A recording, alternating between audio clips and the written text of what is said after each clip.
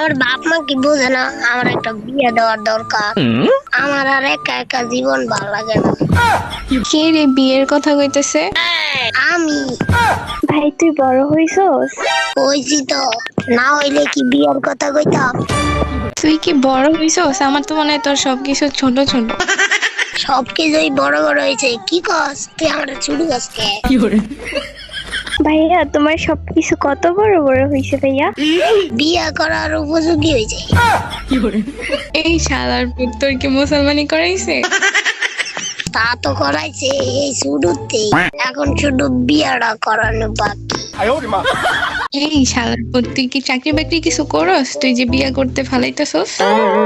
চাকরি করা লাগবো না, আমার বাপের টাকাটি খাইবো কেনা। বাপের টাকা তোর মায়ে খাইবো, তোর মারই তো এখন তোর ভালো করে বয়স হয় নাই। আমার মার বয়স নেই তো কি হয়েছে, আমার তো বয়স হয়েছে। আমার বউ